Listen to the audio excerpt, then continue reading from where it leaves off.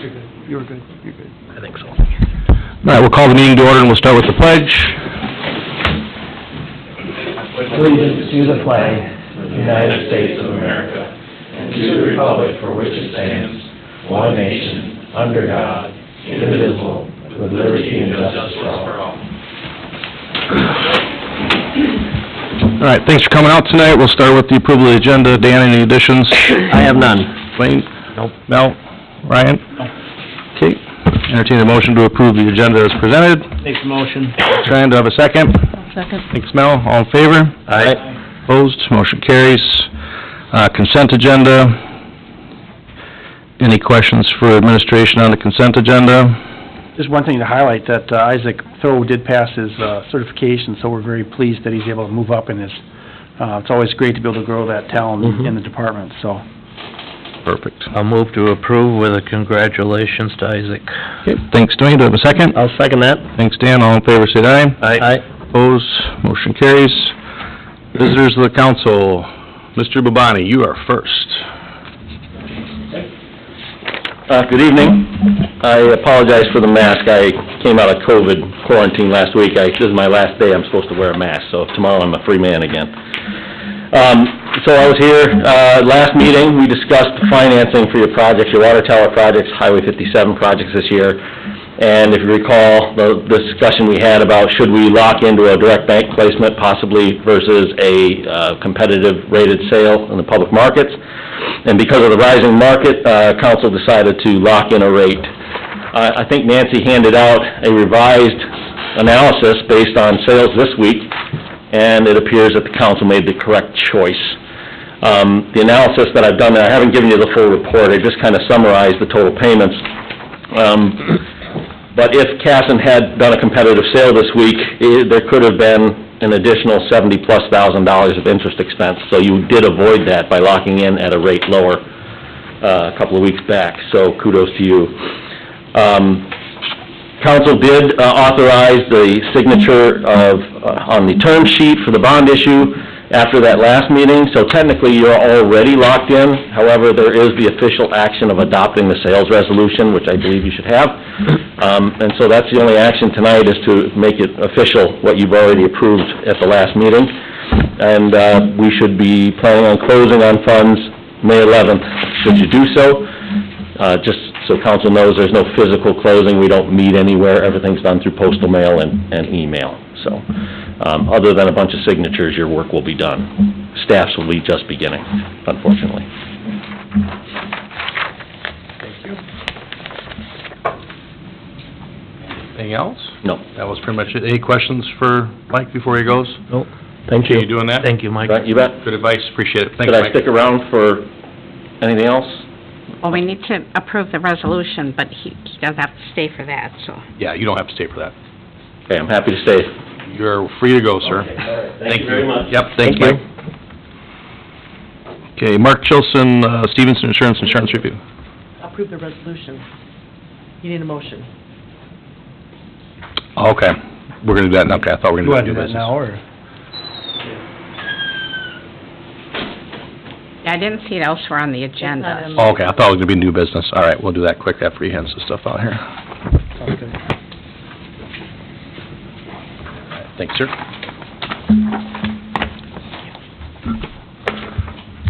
Well, Mark's. Thank you. So appears to be an item that needs a resolution that was in the consent agenda. I'll do that under the mayor's report. Yep. Okay. Okay. Before we move on, we have to approve the resolution awarding that bond issue, so to formally approve that. So I'll take a motion to do that. I'll make a motion to approve that. Thanks, Dan. Do I have a second? Second. Thanks, Ryan. All in favor? Aye. Opposed? Motion carries. All right, so that's good. Mark, you're up. Good evening, everybody. Just wanted to stop in and go over a couple things as far as insurance and moving forward with what the league is doing. One of the things that I just passed out is about cyber coverage. I'm sure you guys have had conversations about it. If you haven't, you definitely should be. cyber has changed immensely in the past couple of years.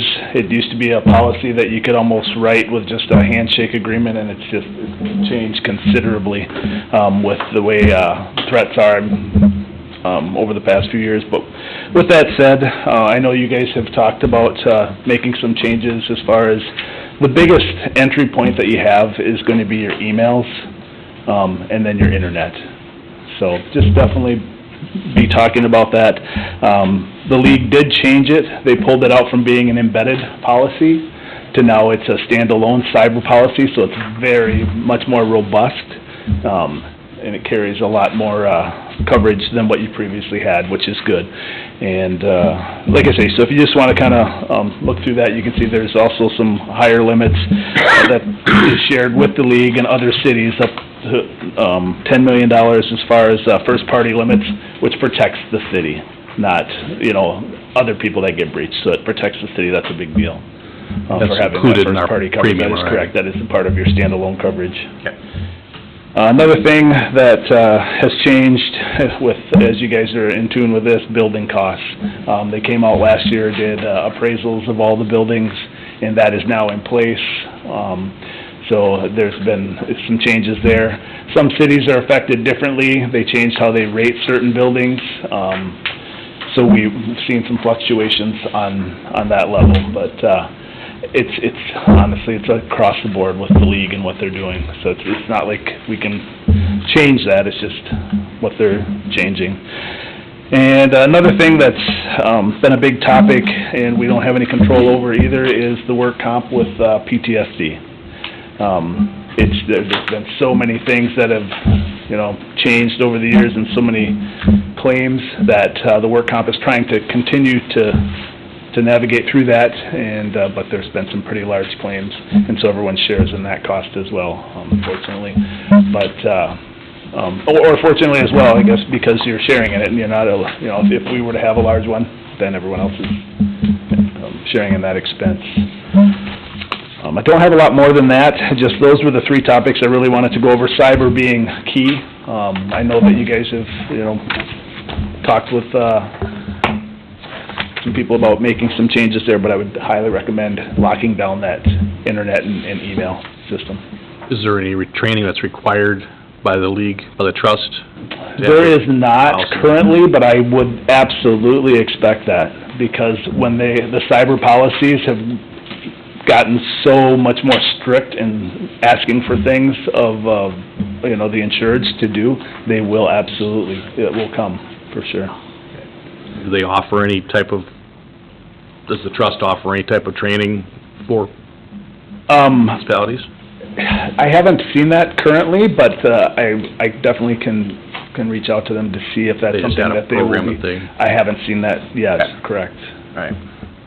But again, as things are developing so quickly and changing, I think that they for sure would offer that at some point, Or especially being that they are the carrier. Right, that's what I mean, as a carrier, I just wouldn't know if they said, hey, everybody needs to take this training for you to be fully covered, or... It will be more of what you're doing on your back end. Okay. So not necessarily, you'll be training, and they will offer some documentation for that, but it will be more on what you're doing to train the employees and saying, if you get this type of email. So whoever you end up using for your security for cyber is not the insurance side of it, but for the protection. Sure. They're going to be heading that up. Sure, and it's on-site, still does that, correct? Exactly. I didn't want to say any names, but exactly. Yep, okay. Yep. Okay. That's about all I have. Okay, any other questions by anybody else? Appreciate the update. Thank you, thanks for coming.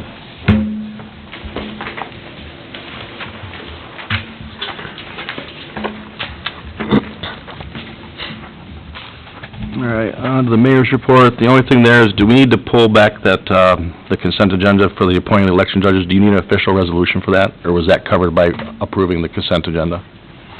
That's approved. If the resolution was in the packet, Okay. and it was... So we don't need a separate thing because that was resolution. Okay, all right, thank you, just checking. Public forum, I've got one card. Bill? Yeah, how are you guys doing?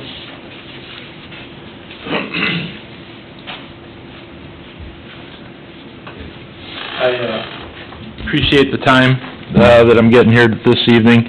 I just had a couple comments on the new mobile business permit. I don't know if you guys have already made a decision on that or not. I just wanted to make a few comments about it. I've been a small business owner for years. I'm currently a private contractor in the real estate industry, and I try to do the best I can to promote small businesses and to try to bring small businesses into any community, whether it's Casson, Manorville, Rochester, anything like that. One of the things that how this came to be, this doesn't affect me personally, but I do frequent a new business that has been starting to work here in Casson that cuts hair. And it was brought to my attention that they're going to create a new permit to allow her to allow this person, to conduct business in town. And there was a couple questions I had on it. One, the purpose of the permit, and why is it necessary? Two, the other reason is why is there a fee? I mean, I guess I can understand possibly a purpose of wanting to identify different organizations that are doing business in town, but then, of course, that can simply be done by just filling out a place card or some type of application saying, hey, this is what I want to do. I'm just a little bit curious on the $250 fee. And for that fee, what service is the city providing? Then we go into the other, someone has brought it to me the attention, well, they're not paying property tax because they don't have a brick and mortar building. Well, in most situations, especially the one here in Casson, the person is paying rent to a tenant or a landowner, a business owner here in town to use their parking lot, who in turn is definitely paying Casson and state property tax. So a little concerned, that argument just kind of threw me a little bit to the loop there. And then I would just wonder what your thoughts were on the comparison of this business versus, say, someone that comes and mows your grass or someone that comes and plows your snow. I mean, is this taking us to precedent that anybody that's going to do any type of mobile business in Casson is going to be required to have one of these permits? I know it's been compared to the food truck thing. The food services definitely have other things that you as a council need to be aware of and need to be to make sure that certain permits and certain things are being held with the state and things like that. So I guess I understand there's a little bit different criteria there. But as far as this business is concerned, again, along with, lawn maintenance and snow plowing and mobile businesses, I'm just curious of what your thoughts were on that, and is this permit really necessary for what we're trying to do, especially, pre-COVID, or after COVID, I'm sorry. We're trying to promote small business, trying to get more businesses into Casson, and I just hate to stifle other businesses because of, once these permits start, where do we stop? Do we just keep making more permits and more permits just because we can make a permit? And I guess that's all I got. Thanks, Bill. Appreciate it. Okay, we'll have discussion on that when we get to the permit in G2. So, F1, Dodge County Hazardous Mitigation Resolution. Sure. So included in your package, you've got a couple of items. These are items that the county has been working on for a while. There's actually the policy. So F1, their first item there is your 2021 Hazardous Mitigation Plan, which the Dodge County is required to do every so often. And if you can see there that it's quite lengthy. It's 283 pages. So I know that the EDA board has reviewed this in an earlier iteration, and they had a number of feedback items that were generally incorporated. I know that the maps were changed to incorporate those additions. This is something that the county is required to have in order to qualify for federal funding for catastrophes. It's just a requirement every 10 years. They do a new emergency plan, basically. And so this was something that the county's finalized now, and they've asked us to take a look at, and the resolution, the draft resolution is included in your packet as well, if you'd like to approve it tonight. And as I said, it's quite lengthy. There are sections for all the different parts of the county, Casson, Dodge Center, all the different cities, the rural areas. It shows some of the changes in temperature and different events and things like that. So I take any questions. It's a boilerplate. Well, I mean, I know that they don't like to say the boilerplate, but I know that there's a couple in the state of Minnesota, there's basically two groups. It's basically the U of M with part of their extension office that does some of it, and then there's another company that does it. Basically, every county has to do it, so they go around doing these, processes and public hearings and getting feedback from different groups and things like that, so. Is there anything in it that the staff has seen that isn't a good idea, or, I mean, if... Well, there were some changes, and I don't recall right off the top of my head, Mel, if you remember, I know we had asked them to review the map because they didn't have all the shelter locations. No, and they didn't have, like, I think Prairie Meadows wasn't on there, And and there were some other and things. those now are both incorporated. If you look at the map with all the different sites, we did get those incorporated, I know that. Other than that, I mean, the truth is, most of the cities have similar feedback. You know, you can see that they're mostly concerned with severe weather. In the summer times, the wind and rain and flooding. You know, it's really pretty uniform throughout the whole county. Those are the biggest challenges we have. We know that snow events can be a challenge, but that's something that, living in Minnesota, you have to be prepared for no matter what, and that's more of a common occurrence there. So, I don't think there was anything they identified as being kind of out of whack or anything that was unusual. But you can look through the specific examples that Casson has in there, and I did work with them at length to try and make sure that our items were, you know, incorporated. If you go to the mitigation actions there in Appendix J, it kind of shows what they are expecting to see for Casson. Thanks, Tim. Any questions for Tim on that? Okay. I'll entertain a motion to approve the resolution. I'll make the motion. Thanks, Mel. Do I have a second? I'll second. Thanks, Dwayne. All in favor, say aye. Aye. Opposed? Motion carries. Then we're gonna go back up to, letter E, which I totally skipped. I'm gonna bring my glasses next time, so apologize. The public hearing for the abatement of 15 7th Street Northwest. So in your, Yeah, you've got two items in your packet Right. tonight, and one of them was the, kind of the official notice that was sent out, and I know Linda's got information. She did send the notices out to, the associated properties in the neighborhood. There were, you know, neighbors basically. As we do with these hearings, we want to make sure that everyone has a chance to speak regarding these, properties if they desire to. As the council's aware, we have received a number of complaints over the last few years. There's also photos that are included there, most recent photos from the property, and, it's just a systemic issue that doesn't seem to be improving, and so the council's asked me to bring this to you, and kind of, take some comment and have a public hearing, which would enable us to require abatement for that property. And the way that would work is that, after the council orders the abatement, there would be a process we would go through, and, potentially you would have the property cleaned by the city, which would then be, a charge to the property, which could be paid right away by the resident, or it could be, you know, could be assessed to the property taxes in the fullness of time. Obviously, our goal is to always, you know, avoid that process if we can, but, in this case, it doesn't seem to have been occurring. So with that, I would, give it back to council, so.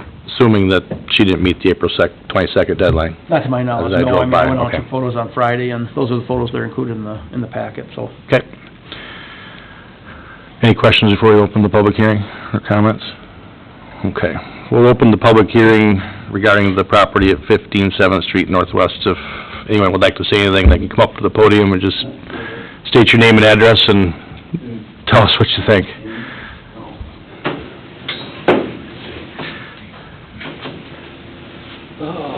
I'm here on behalf of my dad, who lives right beside him. Mike Shea. I live on 1104 2nd Street Southeast. He lives 17 7th Street, right beside it. We, actually put up a fence, trying to keep it so we don't have to look at it. My dad has some issues sometimes sleeping when it's really windy, because the tarps are tore up so bad that they just flap and crack, and so, I don't know, my worst thing is, I work at the landfill, I see her come out, I see her collect, and there ain't nothing we can do about it. Or she collects from the landfill and takes it home? And brings it home. So, but, you know, it's free to everybody to do it, if you can use it. The problem is it's just getting piled and it's not being used. Right. Okay, That's all I got. perfect. Thank Thanks, you. Mike, appreciate it. Anyone else?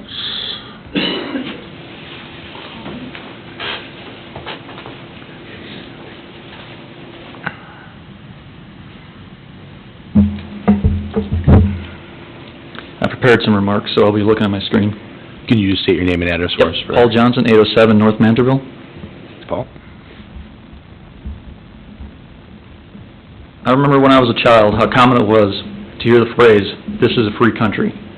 I believed it then, but the more and more I pay attention to our governments in this country, the less and less I believe it.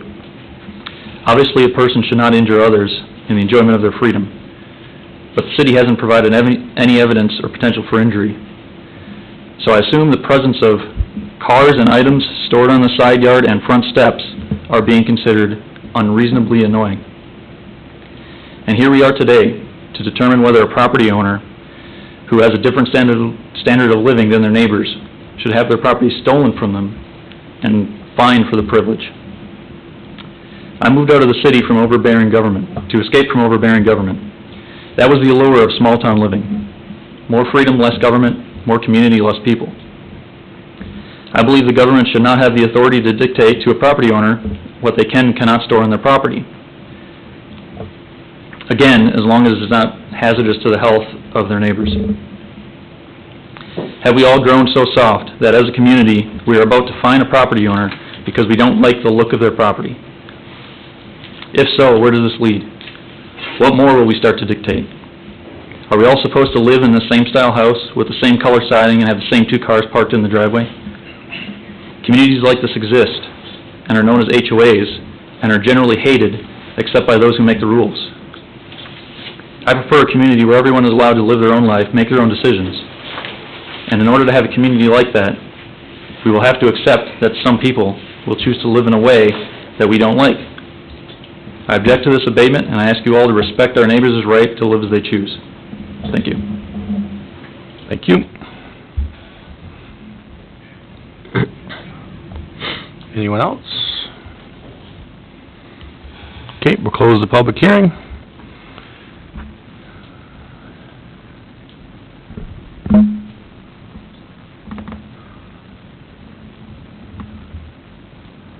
And then now we just have to, has everybody got the photos in there? Mm-hmm. Okay. And I can read the section of the code that applies to this if you'd like me to, Okay, too. sure. So I think the section of the code here would be, in your section 51.02, all open areas and parts of the premises shall be maintained and kept in a reasonably clean and neat condition. This requirement shall include but not be limited to the removal of dead trees, brush, weeds, garbage, and refuse, removal of inoperable machines, appliances, fixtures, and equipment so damaged, deteriorated, obsolete as to have no substantial value, and which constitute junk. The removal of lumber piles and building materials not being used in actual construction of the premises, unless such premises are being used by a business dealing with or in requiring the use of such lumber materials, and the removal of tin cans, broken glass, broken furniture, mattresses, box springs, boxes, crates, cardboard, tires, and other debris. Any weeds or tall grass growing upon any lot or parcel of land in the city of Casson is hereby declared a nuisance and dangerous to the health, safety, and good order of the city. So that would be the section that we'd be looking at. Do you want me to bring up the pictures? Yeah, you can if you want to, that's good. I had a question actually from the police chief. I know that we talked about that at our last meeting in terms of citations. What has been the follow-up on that, if you can, Josh?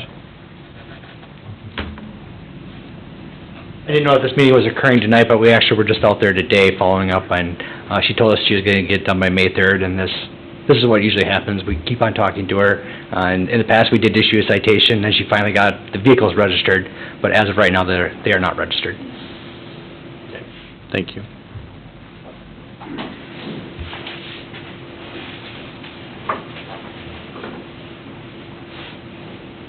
Okay. Dan, any comments? Just looking at the pictures, and I'm just wondering, with that much stuff, what kind of pest rodents which would then, justify as a health hazard for the property and the neighbor's property. So that was what, one of the big concerns I had, just looking at it. Dwayne, anything?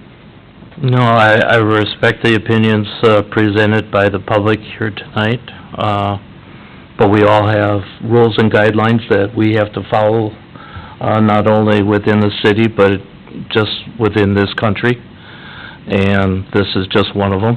And so I believe that we were well within our right to enforce this for the betterment of the community. No, anything? I do appreciate the comments about allowing people to live to different standards, because obviously we are there's a wide range of economic diversity in this town. And I do recognize that some of these items probably have some value. However, when you have one neighbor who says that his ability to sleep or his enjoyment of his own property is impacted by the noise that comes from this property on windy days, that is something that we as a governmental entity do have to take into consideration, is the noise that's coming from these torn-up tarps is interfering with his ability to enjoy his property in a peaceful manner. So from that perspective, I do think that we do need to do something. And I also share Dan's concerns about pests or rodents or snakes. There's another property that I have heard some complaints about where the yard in the back is never mowed, and in the summer there are snakes and rats and things getting onto the neighbor's property. So I do share that concern as well. Ryan? No, it seems like it's been an issue for many years, many opportunities to take care of it. Unfortunately, it hasn't been, so that's why we're stepping in at this point. And there's injury harm that you can do from, with your neighbors. I can see where we do some of that. There's also financial harm, because if your home was right next to this, the odds are you're gonna get less for your property if you're right next to it. So there's also financial harm that we have to watch out for. We're not asking her to pick up 2 bottles in the yard that are bothering a neighbor, or the flags that we hear about. They get complaints about that they don't like the neighbor's flags, they want us to make them take it down. Well, sorry, it's a flag, we aren't gonna make them take it down. But this is beyond that, so. I have one more comment too. Yep. And we've actually worked with the homeowner in the past. And For years. And we've went there, staff has gone there, we've even sent another nonprofit to go there to try to help and... Right. I mean, we've offered free solutions with Yes. a nonprofit that said they would do it for free, and she still didn't want to do it. So, if this was anybody's neighbor, I'm pretty sure the neighbors would have a complaint, a legitimate one, to want it cleaned up, So with that, do you need us to give you action to... Be a motion to order the abatement. Okay. Or pursue abatement of this property. Okay. If she indeed does have it done by the 3rd, because we won't be able to abate it by the 3rd, No, which I is mean, next Monday, my so- goal, I think our goal is to get it done without Right, any more without time having to do it. necessary, but, Right. it is an action that, and I'm glad to work with her if there's a way to work with her, but... Sure. But it's gotta be done relatively soon. In a timely fashion. Yeah, because we can't go another 6 months or a year or 2 months, even a month. I mean, it needs to be done. So, I'll make the motion to continue with the abatement process, working with the homeowner. I'll second that motion. Ryan, any other discussion? All in favor, say aye. Aye. Opposed, motion carries.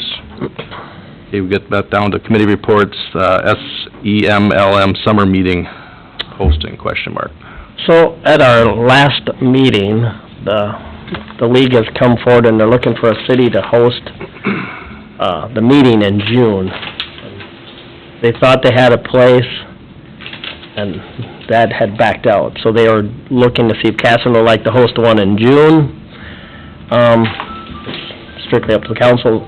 If they do it, all the billing's online, the registration's online. It's just, we'd acquire the spot, maybe like the Legion, make sure they have a sound system, and... So how many people?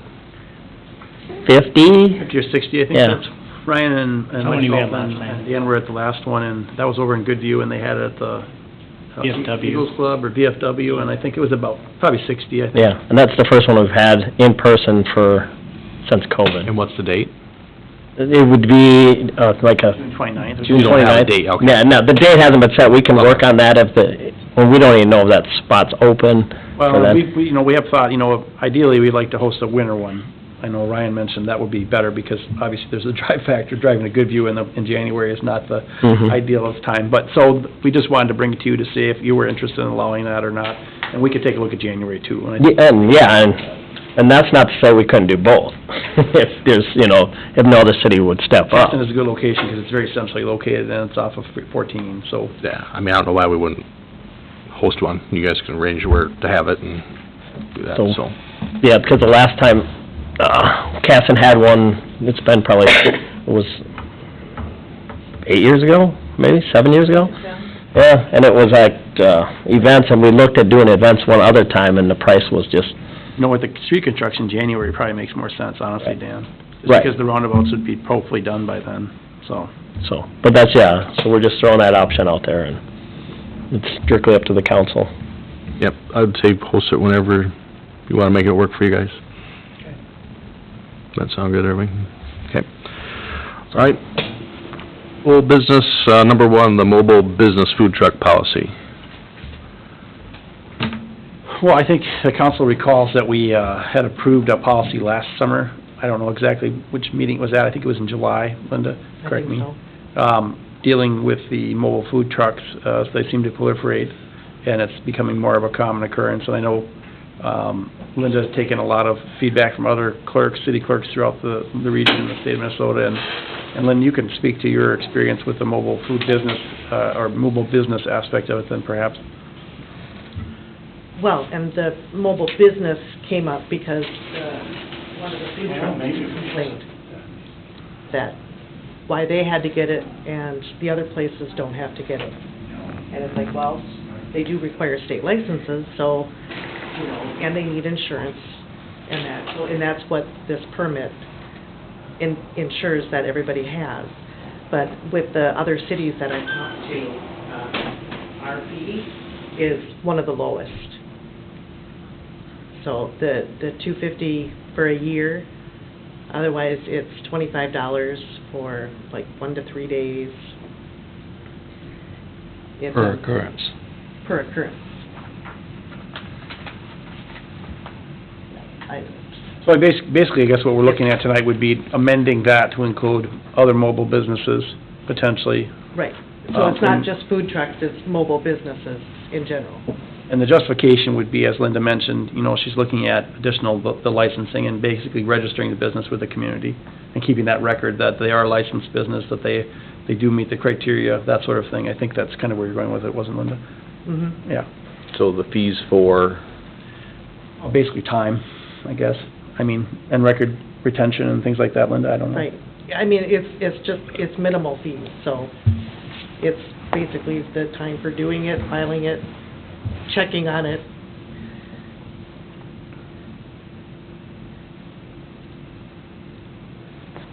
So. And you can make the fees less, that's just what you set. Yeah, that's what it was, Fee yeah. schedule. The food one's a little different, because we gotta check Department of Health and other things. I'm just wondering, what do we do, so if I have a mobile business, and I wanna get my permit for $250, and you're gonna check and make sure I have a license? And insurance, that's it. Insurance, so I have to bring my proof of insurance in, Mm-hmm. yeah. So it should be a one-time. Right, it's one time. Once a year. Right. And are barber's licenses, because I believe that is the business that we're talking about, is that something that has to be renewed on an annual basis with the state? Because I know hairdressers, barbers do have to be licensed through the state. I believe barber licenses are licensed through the state. I don't know. No, I know that they are. I just didn't know if Okay. that's something that the individual who is performing the service also has to renew on an annual basis, like the food trucks, I believe, also have to do. Right, they have Okay. to provide a copy of their license. So in other words, it's something that expires and has to be renewed on an annual basis, so you have to check, and is my point. It's not a... Correct. Okay. Sorry, I'm not stating it very clearly. I can see where we want to make sure that this came about, the whole thing came about when we started having food trucks on city property during COVID. And then when the restaurants could open back up, they were asking us, why is the city allowing food trucks, at the liquor store parking lot right across from my restaurant that was just forced to be closed, but yet 2 trucks a day were coming through doing whatever, and it just didn't seem right that the city would be sponsoring that. So to kick it to, a private parking lot like Plaza 57 is a perfect place for that. And I can see us making sure, just like we have a peddler's permit, if people want to come in and go door to door, they have to have a peddler's permit. Which also costs, there's a fee to that Right, too. right. So, I can see us making sure that everybody who's doing mobile, I was just out of state for a couple days and went through a small town that had mobile things everywhere. It was overrun with it, and I was talking with one of the policemen in the area, and he said it's just an epidemic, because, not that this is happening here, but half of them were selling things that weren't necessarily legal. So they were looking at implementing you could get some things with your shake, and it didn't go with the shake, but, so they were implementing a small licensing, and then half the people were pulling out as soon as they did that. So I can see where we do that. I can see the fee being reduced, and it can even be reduced as long as we're not letting these trucks on city property. I can see the fee being reduced to $50 a year to cover Linda's time to the clerk or whoever's gonna do it, to check and make sure they have their license, collect the insurance, put it on file so we have it and we know And that would who's be here. the same as the peddler's permit then? Yeah, I can see we align it with that, and, because it's not like we're trying, any of the fees that we collect, just like building permits and everything else, the city's not making money on that. The building permit covers our cost to CMS to do the building inspections. If we have this, I can see that fee being aligned with the time it would take, because it wouldn't take, I don't know how long it would take to figure out somebody's got their license. If they brought you a copy of their renewed license and their insurance every year, and there's the $50, you can verify it, and off you go. That's just my opinion. Now that we've gotten, because the initial thing of this was to say, hey, as a city, you're right, restaurant, bar, whatever you are that's here, paying your taxes doing that, but on the private property, that's already being paid. But it's partially that, but it's also partially for public protection, because with a mobile business, they're here today, they're not here tomorrow, and so having their information on file in case a citizen comes and has an issue, a concern, or whatever, and they need to track the business down, they can do it. Right. And it keeps the riffraff out, you can just come, set a shed up and do anything, and then you're gone in 2 days, and who knows what you were selling. Right. I don't think we have any of that here, but...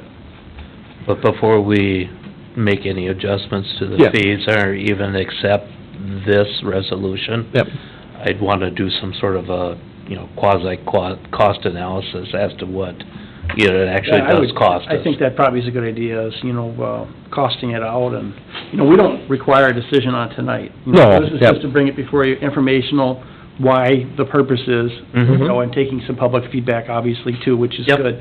Before we make any revisions to it. I think that's definitely was Linda's purpose in bringing it to my attention and then to the council's attention. So, we can definitely look at that and look at the overall, fees too, and I don't know, that's the tough part, is what is, we can base it off of different things, and we'll kind of take a look at that before we bring it back to you. What time we have into it. Right. There's also an interest from the city that I've learned in the last 6 years of doing this job is, no matter what it is, if there's something that goes wrong, it always comes back to the city. And then they're like, well, why didn't you know who was there? That was, all of a sudden the city's liable for something because we didn't know, even though it was no fault of it, it always comes back to the city. So I can see us doing something there, but I'd like to see if we can get that fee aligned closer to what's our actual cost. Pass that on, there it is. In this case, you're collecting a license and insurance. Make sure that's all valid. We know who's doing business in the city. It's pretty easy to know who's doing business in the city when they've got the building on Main Street or whatever it is, they're there. So that's my opinion anyway. If anybody else has strong opinions or feelings. I think we would definitely be looking at those that are based on, as you said, on private property. That's really what this is intended for. It's because, through their rent or whatever they are paying to their landlord, that they are helping to pay that property tax issue. Because otherwise, as you mentioned, we do have other businesses that, are wondering why, right. And there are competitors to a barber shop, obviously, on Main Street here. So, I mean, generally, the things that we do are based off of complaints, or they're based on feedback we're receiving from someone else. So that's why we do what we do, so. Okay, well, we'll do some more research on that and bring it back in the future meeting, okay? Okay, thanks, everybody. On to number 2, old business, fire hall info. So, we had some email issues on Friday, so I don't know if you all got the email I sent out on Friday afternoon. You may have, you may not have. It was a big one. It did include some wrap-up and then also some information on the fire hall. And what I'm asking for tonight is to be able to start the process for the financing, including in your packet. On Dropbox, there's a file that says fire hall documents, and basically what that is it's documents that are going to be necessary with USDA to get preliminarily going on if we did decide to do any kind of project. It doesn't lock us into it, and I talk about that in my memo a little bit. It doesn't lock us into any project, but there is a timeline on these, things. So I would want to make sure that I'm setting the council up for success either way. If they choose not to pursue a project, then that's fine. That's the council's prerogative, and that's what would happen. But if we can get a process started where we'd have the documents, we start processing them and moving forward with getting preliminary approved, typically, and the interest rates have gone up already, but last year I know they were looking at 2.25 for a 40-year project. Usually you have 5 years to use that in if you decide to do a project. And the nice thing about that is if you can lock that rate in, then, even that 5-year period, you'd be able to utilize it. But we don't even have to go that far. We're just looking at even a step before that, really, which would be kind of getting started and seeing how it would work for the council or how it would work for Castleman. Basically, just wanted to get permission to go ahead or, to just get the documents started. So. Is there any cost to starting this There's process? no cost to it. We're working with the USDA representatives, Lori Bellata out of Faribault, and she's really good to work with, and I've worked with her before, and it's relatively straightforward, and Mr. Bubani would probably be involved at some point if we end up pursuing it, because it's a process where there'd be a bond that we generated and purchased by USDA. Anyways, a lot of things we won't necessarily get into right away, but just wanted you to know that, for me, it's just being timely, because these things take a while to process with the federal government, especially if we don't have it so that we're at least started. It's kind of hard for me to, it's not like locking in a bond like we did in a month. I mean, that isn't going to happen, so that's kind of where it's at. So if we go ahead and start the application process and we're approved and then it ends up not happening, what's the penalty? There's no penalty. The USDA folks probably won't be thrilled Right. if we actually, say we're going to do it and then we don't. But we're not at that point yet, which Right. is good. I mean, it's a lot of time, staff time. It's their time, but it's their job to process these. So I think when I talked to her, she said, probably 1 out of every 5 or 6 projects just doesn't end up happening. Either there's a council change in a city, or financing ends up getting to be an issue, or, something else, another building opens up and they don't need it. One of the most recent ones to use this program would be up in Kenyon. If you drive into Kenyon, kind of on the southeast side there, you come past their new fire hall. They built that, and that's a similar, type of loan. So anyway, that's kind of where we're at. But yeah, there's no penalty. It's a process more. Okay. Any other questions on that? Do you need a motion on that, too? I mean, I don't want a motion, but if the council's comfortable, I just want to let you know that's where I will be moving forward to get those documents processed. I may be asking for different things to be processed at the council at different times, so. As long as there's no cost at this time and then not No cost, no obligating us to- lock-in, we're just Yep. getting it started. Just getting a jump start, just in case. Okay, I'm fine with that. Everybody's agreement? Yeah, that's a good idea. Yeah. Thanks, Tim. You bet. On to H1, new business, JPA agreement between City of Casson and the as the prosecuting attorney in the state of Minnesota, BCA. Sure, and I didn't know if the city attorney would be here tonight or not, but I can definitely talk about this, and I don't know if you need to or not, Josh, but that's all right, he doesn't want to. Good. I'll talk about it then. These are just, basically, you've got the council action sheet, and I wanted to include these just in case I wasn't able to be here tonight. But basically, our current Master Joint Powers Agreement for prosecution is expiring soon, so the state's asking us to file these additional documents. So there's a JPA and there's a court amendment document as well. So that's basically what it is. The action we're looking for tonight is to approve the resolution for the JPA, getting that signed, and then the court amendment also with appropriate signatures, and then we'll move forward with continuing those services that they provide for us on the prosecutory side. Okay, yeah, we have to do that, so. Yeah. If we want to continue Right. with the way we're doing it right now. Right. That's right. I'll move to approve. Second. All in favor, say aye. Aye. Opposed?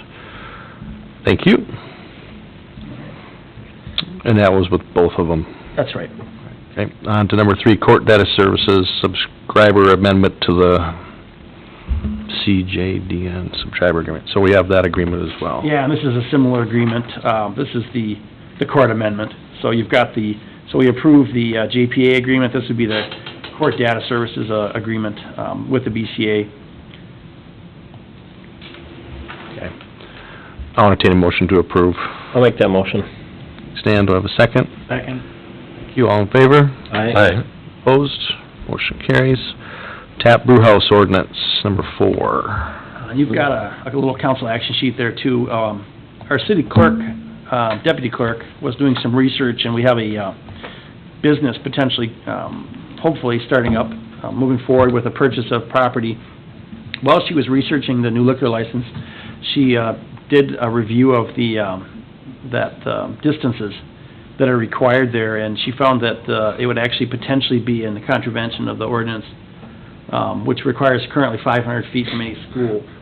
And she found that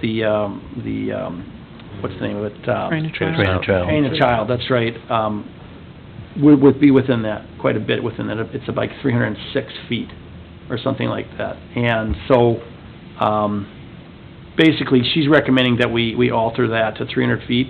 Now, I think when I talked to her, this is something where, is that business, is it really designated as a school or not? That's probably the question. Legally speaking, it probably isn't, per se, but it does have children on a regular basis, and so that's where she's kind of coming from her perspective, wanting to make sure the council's aware of that, and if they want to take a look at changing this ordinance to incorporate that. Part of the issue we run into is that, as our downtown, we've kind of got this kind of quasi-residential business area. Casey's is a good example. You've got a Shopco or an old Shopco building on one side, a Casey's, and then you've got a house right in the middle of that. And it kind of stems from the original construction of the community where you have businesses that grow right next to residential. And so she's looking at this as an option to sort of fix this individual problem. So that's kind of where it's at, so. And it's only an ordinance for a school? It doesn't... Schools and churches. Schools and churches, because, in that term, if you had a daycare that was within, there's just as many kids there, if not more. So and if that's not a problem, I don't know why this would be a problem. The ordinance define what a school is. No, it doesn't, and that's, as I said, I think, when I talked to her, I said, well, this doesn't necessarily have to be an issue. It could be an issue, and I think that she wanted to bring it to the council, and basically out of abundance of caution in terms of just making sure that you're aware of the situation. I don't think we would be required to make a change. I don't think there'd be a legal issue, but I think that's where her perspective is. Well, and I think 500 feet standard, because in a community our size, 500 feet is a lot of distance. There are a lot of different standards, just like with Linda with the mobile food truck policies and fees. There's a lot of 500 feet, I've seen 300 feet, I've seen 250. It depends on the community a little bit. And at the time, whatever that council that put that ordinance in decided to pick as a distance. Mostly it's based off of current existing circumstances. Right. Like there was a bar here and there was a school that was 500 feet away, so they said, okay, well, we don't want it any closer than that. And so I don't think there would be an issue with us changing it, but at the same time, I don't know that we would have to, so. To put this in perspective, is a city block 300 feet? 330. 330. Typical. 300's probably pretty good then. It would cover most potential issues. Yeah. And like you said, the 500 feet are probably still fine, leaving it at 500. We can change it to 300. The next circumstance is going to come up. I think it's going to be driven by circumstances of each individual situation, because it doesn't define what a school is. So we could change it. It's not going to change anything. Yeah, and So we're not going to let them put a brew pub up between the middle school and the elementary school, Well, right? absolutely. That's the idea of it, right? You don't want a bar at recess, I suppose.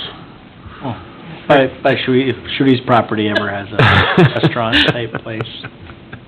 Well, I mean, that's a good point. Yeah. You know, in that case, where would you define it exactly? Would it be from a school building to the edge of the new building? Would it be from property line to property line? That would be but you might have a sports bar or something like that, you know, Buffalo Wild Wings or something like that serves both, you know, that kind of thing.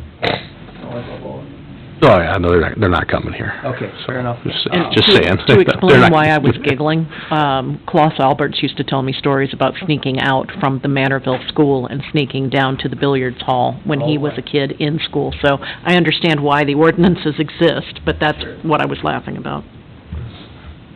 And I certainly think that, you know, speaking with Mr. Stroh, you know, his anticipated opening times would be at a good time. I mean, it would be in the evenings primarily. I mean, it isn't going to be a business that's going to be, I don't think there's a lot of potential there. He certainly is understanding, being a teacher himself, that there isn't, he doesn't want to have an issue with the children, so. Sure.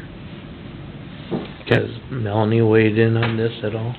You know, I don't know, did Jan talk to her I don't know about if it? Jan talked to Melanie. I don't think so. And we're not actually asking for an ordinance change tonight. Yeah. We're just asking for some direction, whether we actually want to pursue it or not, Yeah. I'd basically. still have the city attorney review it. Yeah, and I'd sit on Give us her it. opinion. Okay. Yep. If anything, maybe we want to define the school parameters. Then determine exactly how we measure it. Is it property line to property line, building to building? It's this closest side of the church and thing. It actually does say that. Side of the structure. I'd have her review it, and if we're gonna change it, let's make sure we cover everything that we need to change Sure. for future councils. I'll bring that back to the deputy clerk. Thank you. Updated electric rates, number 5. Rules. Rules, not Yeah. rates. Rates are coming next after that. Yeah. Anyways, periodically, the electric department does update their rules. You've got your council action sheet there. You can sort of see the statement from our electric supervisor, kind of where he's coming from. And the updated copies are redlined for your review. If you've got any suggestions for him to implement into the rules, it'd be revised of 2022. And primarily, he's running into continued issues with right-of-way concerns, as well as, in this one, he incorporated a number of changes related to the distributed energy resources that we've been dealing with. Last year, we had 3 out of 4 customers successfully complete their distributed energy resource program, and we've been able to get them hooked in the system, and it's been relatively smooth. But there were some changes, and the wordings and things change every year a little bit from the state of Minnesota as well. So if you'd like to, you can ask me any questions on those, and if I can't answer them, I'll bring it back to him. But we are looking at getting this approved hopefully in the next month if the council is amenable to that. Okay. Any questions tonight, or you can bring it back for questions next time if you want to go through it again? The easement part is the biggest thing, because that's really, as we found out with fences and property lines and rebuilding garages and everything else Plans. we've done the last 2 years. So, okay, if there's no questions tonight, we'll bring it back to the next meeting for questions and approval. Yeah, and if you have any questions before the meeting, just Okay. email me or Okay. let me know, or if anything, I know that he does have, it's currently undergoing a city attorney review for some language changes for some, basically easements that would be basically ad hoc, or they'd be ones that would exist purely because that's been the status for so long. So he's having her review that language, so, thank you. Perfect, thank you. All right, administrator's report, number 1, petitioner waiver deferral request. We've had a request, actually, Nancy, if you want, you handled this, go ahead. Yeah, so we had a specific petition and waiver for some of that lateral work done last year, and council had already approved it. It had been assessed. However, they are now requesting a deferral, and it's not too late to be able to change it at the county. So we went through the process. You saw the application, qualifies for several different check marks there. But the county's looking for a motion by council if they approve the deferral, and we'll get that taken care of. We have also determined for any kind of deferral for a petition and waiver, whether it's a developer or citizens who sign an individual petition waiver, that we will also be recording them at the county. We hadn't done that in the past, but we just want to make sure that these things don't get lost in translation. But in the meantime, if council approves the deferral request, which Tim has reviewed, we'll take that motion to the county, and they'll be able to adjust it for that person's taxes for this year. Perfect. Any, And I do expect to see more of these requests with the Highway 57 project. Yep. We do have some folks who will definitely qualify, so this is something you'll probably see more of. Yep, no, that's what it's there for. That's one of the options, so. Okay, any questions on that? I'll entertain a motion to approve. I'll make that motion. Thanks, Dan. Do I have a second? Second. Thanks, Mel. All in favor? Aye. Opposed? Number 2, Mr. Administrator. Yeah, well, I'm gonna go through my report a little bit here quick, just to highlight if there's anything I haven't already talked about, and then we'll jump into that one. So the LMC policy committees are up and running. If you're interested in participating, there's information there. Park Board had a good meeting, their last meeting, they talked a lot about the tennis courts. We're not anticipating having nets up this year. The status of the courts is such that they require repair before we feel comfortable having folks on those courts. So that's kind of where they're at right now. There was some discussion about a project there potentially in the future. We'd like to start building towards something there, and the Park Board's going to be discussing that in more detail, yes. And I know Joint Ventures has discussed that as well with the school and the city of Manorville. If there was ever going to be tennis courts built, that they would be interested in a joint project of some kind. And I do have a meeting with the school superintendent next week, so I'm going to be talking about it with him in a little bit more detail and see if the school has any plans for any, project there too. Oh. Well, I'm going to talk with him about it. The question I have, if we're not putting nets on them, are we saying it's unsafe, or are we just saying that, We had somebody break their ankle last year, didn't we? right, so if putting no nets up's still not gonna keep people off of it, how do you, Well, I don't think you can keep anybody off of anything. I don't think it's any less safe than, to be honest with you, walking down on the road on Highway 57. well, I just, But, I was just looking at the, if we're saying it's unsafe.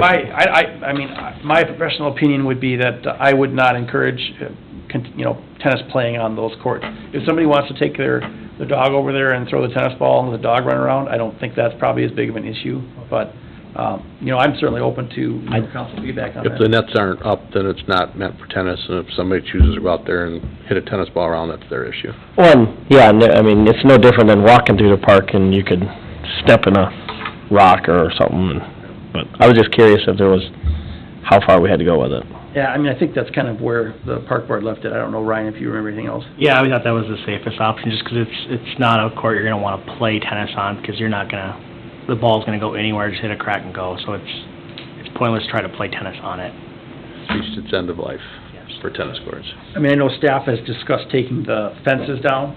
I know I've discussed that with our park supervisor, and it may be something that if the park board decides to, push a project or kind of try to line a project up, they may do that even this year if they have a period of time, but the fences being up isn't causing any issue right now, so I don't think that we'll probably pursue that unless the park board decides to. And I'll be honest, I haven't been on that tennis court in years, but if the condition is such that it does present a hazard, it's awfully close to the little kids' play structure, so leaving the fence up might not be a bad idea. Right. That's true.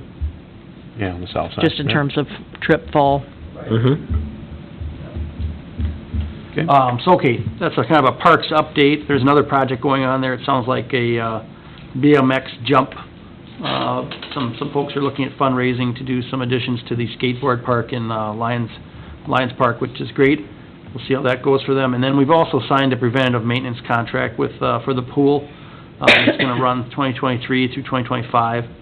Basically, they're going to be doing a little bit more high-end inspection each year just to try and continue the lifespan. We found that if those slides are maintained, replacement of a slide, $250,000. So if we can maintain those and get a few more years of life out of them, we want to try and do that. So, let's see here, anything else? Fire hall, we talked about mitigation, and the omnibus legislature is moving forward again. And everyone always complains about these huge bills they package everything into, but once again, it looks like we'll have a couple of huge omnibus bills that'll be thrown together. I'm following the bonding. That's obviously where our project is sitting. The bills are written, but whether they'll be included in the final bill or not is something that's probably going to come down to a lot of horse trading at the legislature. So, with those things, I'll jump into what's a little bit bigger is this MISO auction results. So as you're well aware, with Casson Public Utilities, we buy power through Compass, which is our power partner. And on a regular basis, that's been working very well. The issue we had this year was that the capacity auction, which is held every year, which MISO is the Midwest district, basically it's mostly, and you've got a memo in there that kind of details a lot of what I'm going to talk about a little bit tonight. So yeah, if you want to bring up that capacity prices memo, that kind of details it. And you can kind of see the map there of the different areas, and we're in Zone 1, which is MISO. You know, it kind of stretches all throughout. And you can see the megawatt price this year for capacity per day is $236.66, which is much, much higher than in previous years. I've got those numbers, and you have a couple different items, and I'll jump around a little bit. You can see the Excel spreadsheet there, if you want to bring that up. You can see last year in Zone 1, per kilowatt hour, it was 15 cents a kilowatt hour, and this year it's $7.20. So it's a huge increase. And what's that base? The way they explain it to me is that it's a vertical curve. So with capacity, either you have enough capacity or you don't. And when there's enough capacity, it's not worth anything. You know, I mean, it's because there's enough. You know, they go into this auction, they say, okay, we need, the government basically says we need X amount of capacity, we've got this amount. If it's enough, then the price is low because it's not worth a lot. When they're short, all of a sudden it's worth a ton because everyone has to be covered. And you know, with Casson, we don't have any generation. We don't have any local generation, and that's been kind of a choice that has been pursued because of costs, and also because, as you can see, over the last 10 years, from 2013 all the way up till this year, you know, you had 3 cents, 10 cents, 11 cents, 60 cents, 5 cents, 3 cents, 9 cents, 15, and now 7.20. So it didn't make financial sense for our ratepayers to have to subsidize local generation when you could buy at the market for a fraction, you know, tiny fraction of cost. When you're looking at a couple $1 million for generators, we're running into an issue now where the Minnesota Pollution Control Agency has also stopped licensing diesel generators. One of our purchase partners is the city of Glencoe. They have their licenses up for their generators, and these are, you know, 1978, you know, the classic diesel generators. They're not being licensed. So the capacity they did have, which registers on this capacity auction, no longer exists. So even though they've spent the money upkeeping them and improving them and that sort of thing, they're not able to count that against their requirements. So, no good solution. The big issue is that with solar and wind, it's a much lower percentage of capacity for solar, they only consider 1/3 of the project to be capacity. So if you've got a 100 megawatt solar field, the federal government only considers that to be 30 megawatts of firm power of capacity. And wind is only about 15% because of the variability. And as all these other power sources, Sherco, which is a familiar project, some of you have been up north, you know, been in as that comes off, that firm power where you can just flip the lights on, you're guaranteed the power, when that comes off, it's no longer there. And now they're closing that, they're going to put a 450 megawatt solar farm in, which, I mean, I'm not trying to be anti-solar. It isn't. We think it's a valuable resource. The problem is that the guarantee of capacity when you need the power, at least right now, technologically speaking, it's just not there. And so as a result, we're looking at about $600,000 of additional cost this year to meet those requirements. And we are working with Tim Miller. I know I've seen a few emails from him looking at rates adjustments. I think we're hoping to be able to use reserve funds. One of the reasons we have the reserves we do is to try to protect our ratepayers from large jumps. Unfortunately, I mean, anybody who pays natural gas bill this year has seen the natural gas companies are collecting all the extra money that they paid out last year for power.